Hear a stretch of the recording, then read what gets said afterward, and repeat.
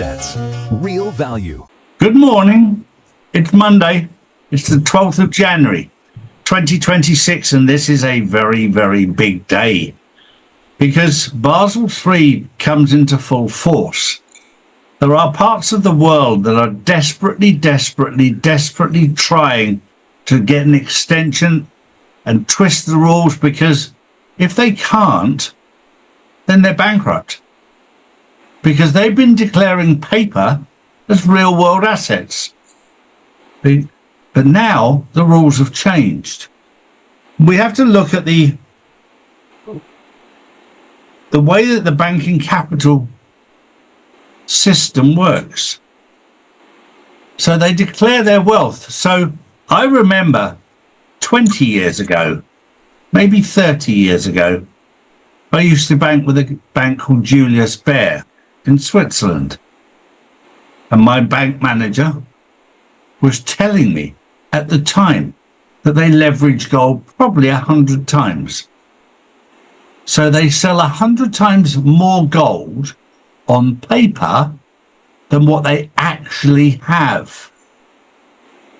Now that's fine when people want to maintain their gold on paper. But recently, people haven't wanted their gold on paper. They've wanted it in physical gold. And this is what causes the problem. The world has woken up to their scam. Very, very easy to be very, very wealthy on paper. What have you actually got? I said this the other day on the Insiders Club. China and Russia have been buying gold and silver from America and from Europe and from the UK with paper. Paper pounds, paper dollars, and paper euros that have no value because they just come off the printing press. They're not backed by anything. That's all changing. This week is the start. I've been warning you for 4 years. Today's the day when the light exposes the darkness. I told you to make sure that your money is out of the bank and in gold or silver. I warned you.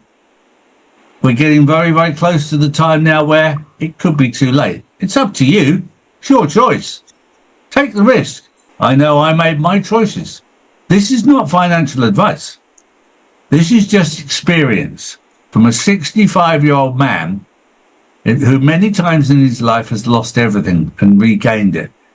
And I've learned from my mistakes. And gold and silver have been the safest thing. Good morning, Drew. Good morning, Charlie. Good morning, everyone. And I'm definitely playing it safe too, Charlie. My first story of the day is a former Dutch mercenary has accused Ukraine's military of corruption and extremist influence. Speaking to De Telegraaf, the ex-Air Force serviceman known as Hendrik said he saw Nazi symbols whilst serving with a unit linked to the former Azov regiment. He also alleged foreign fighters, including Latin Americans, were recruited into Ukrainian ranks. Ukraine denies tolerating extremism. Well, this is all part of the exposure. And it's all part of the pantomime. Because all of this is to distract from the collapse of the old system. Whilst this is going on, Donald Trump has shut down 66 international organizations that maintain and allow them to maintain their illegal actions. And nobody talks about that. We see a little bit of corruption over here, a little bit of a problem over here. We see these shootings, we see this, that, and the other, and we see people dying, one thing or another, to distract from what's really going on. I've said to you before, it's all pantomime. It's to distract. I told you 6 years ago, you're going to shut down the world's economy for a global financial reset. You're living through it. I never knew the journey. I always knew the destination. We're over 80% of the way there.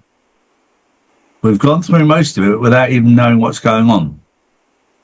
had the world really have known what was going on, there'd be civil war, because people will be so angry at what's gone on. It had to be managed this way.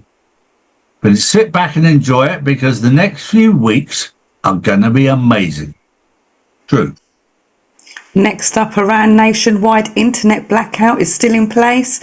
Iran's president is accusing the US and Israel of fueling the unrest rocking the country. In a televised interview, Masoud Pezeshkian claimed Washington and Tel Aviv are backing what he called foreign terrorists embedded among protesters, saying the violence is being deliberately escalated. Deadly clashes have erupted amid soaring inflation and economic crisis. Peaceful protest will be heard, but warned Iranians do not mix with what he described as rioters attacking mosques, police and public buildings. Authorities say dozens have been killed as unrest spreads nationwide. All of this is all, again, part of the distraction, because I know that Donald Trump and the Ayatollah of Iran are in very close communication. There are extremists, Islamic extremists, that Iran is desperately trying to get rid of. The question is, what do you do with them? What they have been doing is sending them to England, sending them to Europe, sending them to America. But those days are over. The UK's had enough of the extremists. It doesn't matter who you're the extremist of, whether you're a Zionist extremist, whether you're an Islamic extremist, whatever you are as an extremist, you're misinterpreting God's word. That's what extremism is. My final story is keep your eyes open over the next 2 to 3 weeks. What's going to happen in Davos is going to be unbelievable. Donald Trump is going to attend.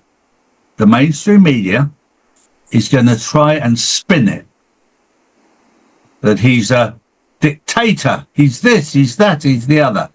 He's dismantling them, and he's going there to read them their last rites. It's going to be a lot of fun to watch. But be also very careful right now, because not only is the mainstream media lying to you about everything, social media has been infiltrated by many CIA imposter truthers who've been saying the right thing for the last year or so, and the signs are beginning to show that they're not real. Just be careful. That was the news on the 12th of January, 2026. We'll see you tomorrow. Have a good week. Bye-bye.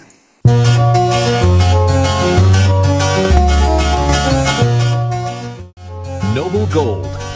Real assets. Real value.